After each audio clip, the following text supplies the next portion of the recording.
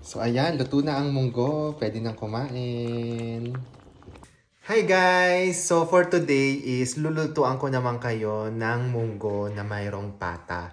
So kahapon nakita nyo na namalengke ako, 'di ba, sa surf and turf. So ngayon naman lulutuin natin siya. So papakita ko sa inyo kung paano ko siya niluto. Tawagin po natin ang vlog na to na luto-lutuan ni Rappi B. Papakitaan ko po kayo ng skills ko sa pagluluto.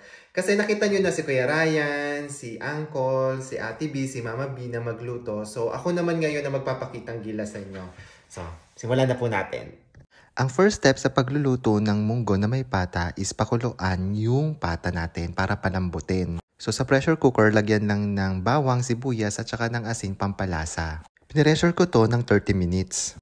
After that, nilagay ko na yung munggo para pakuluan at palambutin din. Nung maluto na rin ang munggo, ganito na yung magiging itsura niyan. Malambot na yung pata at luto na rin yung munggo. Ready na para igisa. Nung luto na yung munggo natin at saka yung pata, so igigisa naman natin to. And ito, mabilis na part lang. So first is oil. Lagyan lang natin. Tapos ginasgisa na tayo ng normal. Sa mainit na mantika, lagay lang ng bawang. Tapos isunod na rin yung sibuyas. Tapos halo-halo lang yan. By the way, sa aming magkakapatid, ako nga pala yung least na mahilig magluto. Kasi halos lahat sila mahilig ng magluto. Kaya ano pang gagawin ko? Di kakain na lang, di ba? Pero nung nandito na ako sa abroad, natuto na rin ako magluto. So balik tayo sa gisay. Yan, nang medyo okay na yung bawang at saka sibuyas, ilagay naman natin yung kamatis. Tapos halo lang ulit yan. Pag lumabas na yung aroma ng mga yan, ilagay na natin yung Knorr cubes. Chicken pala yan kasi wala akong pork. Tapos pag gisadong-gisado na, ilalagay na natin yung niluto nating munggo at pata. Transfer lang natin yan dito. Tapos ito na yung magiging itsura niyan. Medyo nakakatakam.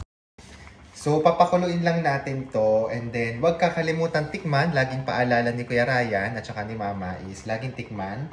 Kasi para ma-adjust natin if ever may need.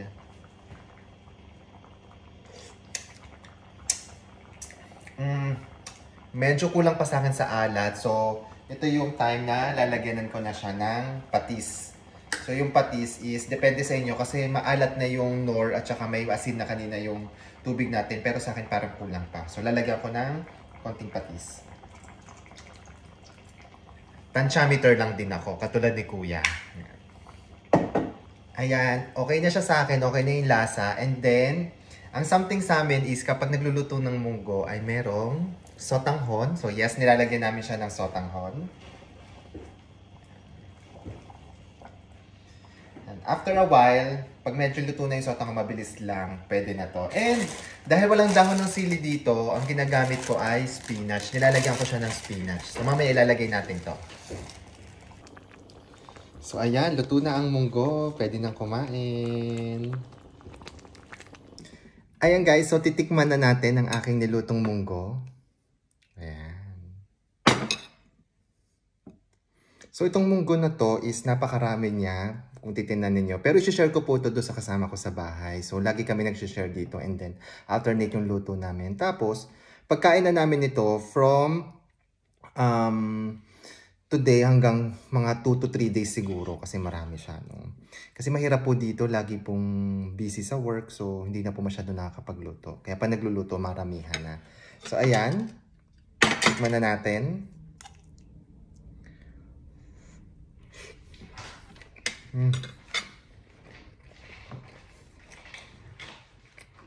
Ang lambot ng karne. Ang sarap. Siyempre, luto ko kaya masarap. Anyway, salamat po sa pagsama sa akin sa pagluluto. Sana nag-enjoy kayo. Sana may natutunan kayo. At syempre, masasarap pa po ito lalo na kung merong habibis. Ito kalamansi po to. So yung kalamansi, favorite ko. So until next vlog po ulit. Thank you!